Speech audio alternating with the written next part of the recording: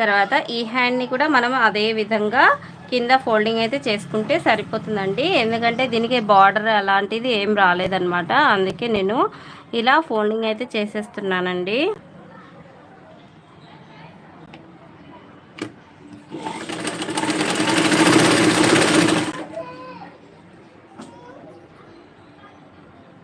Please అండి double tap చేయండి friends.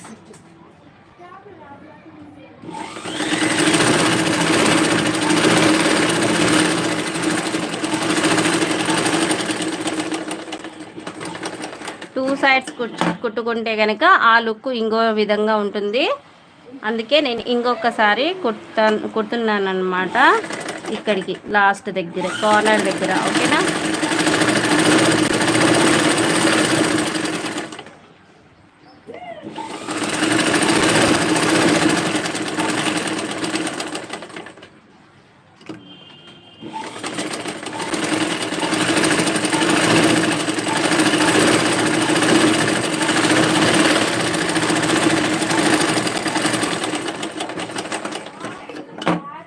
చూసారు కదా, ఇది చూడండి ఎంత నీట్గా కనిపిస్తుందో. పట్టీ అనేది చాలా నీట్గా వచ్చింది కదా, ఇలా వచ్చేస్తుందండి.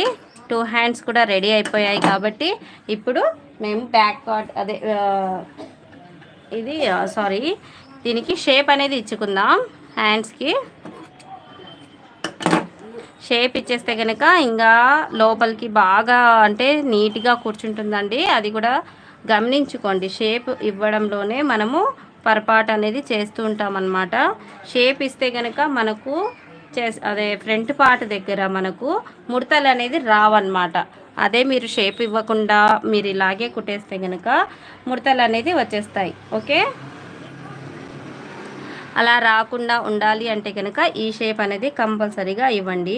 ఓకే, 2 ఇంచెస్ వరకు మనము ఏం చేసుకోకూడదండి ఇక్కడ వరకు. ఓకేనా? ఇక్కడ మన టక్స్ పాయింట్ అంటే సెంటర్ పాయింట్ ఉంది కదా, అక్కడి నుంచి ఒక 2 ఇంచెస్ వరకు మనం ఏం చేసుకోకూడదు, ఏం చేయకూడదండి.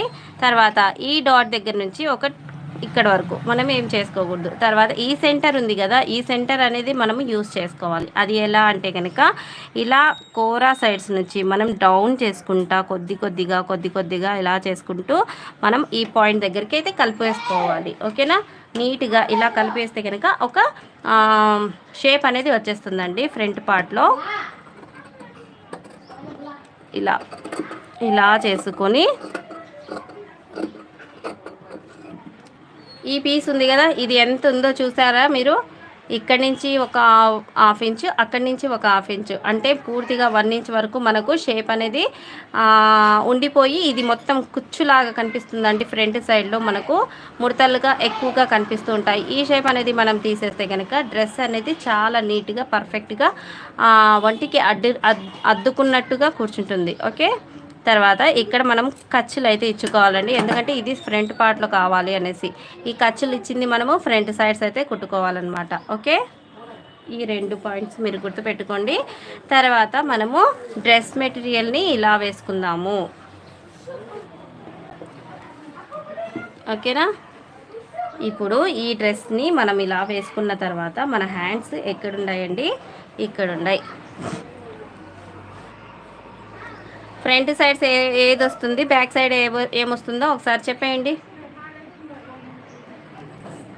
ఇప్పుడు నేను కట్ చేసిన కర్వ్ షేప్ వచ్చేసి ఇక్కడ ఉంది కదా, ఇది ఫ్రంట్ సైడ్ వస్తుంది అనమాట. ఇక్కడ వేసుకోవాలండి.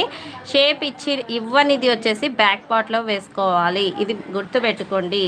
చాలా మంది ఏం చేస్తారంటే కోరా సైడ్స్ దగ్గర నుంచి కుట్టుకుంటా ఇలా పైకి వస్తారనమాట. అలా అయితే అస్సలు కుట్టుకోవద్దండి. ఇక్కడ సెంటర్ దగ్గర నుంచి కుట్టుకుంటే కనుక మనకు ఫ్రంట్లో పీకినట్టు ఉండదు, బ్యాక్లో పీకినట్టు ఉండదు.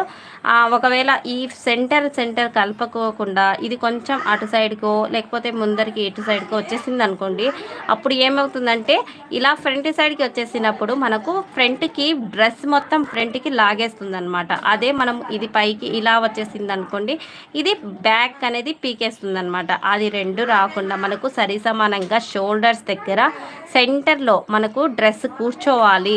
ఈ షోల్డర్ దగ్గర కరెక్ట్గా మన షోల్డర్ మీద సెంటర్గా ఇలా టైట్గా కూర్చోవాలి అంటే కనుక మనము ఈ సెంటర్ కలుపుకొని నీట్గా పెట్టుకొని కుట్టుకోవాలన్నమాట.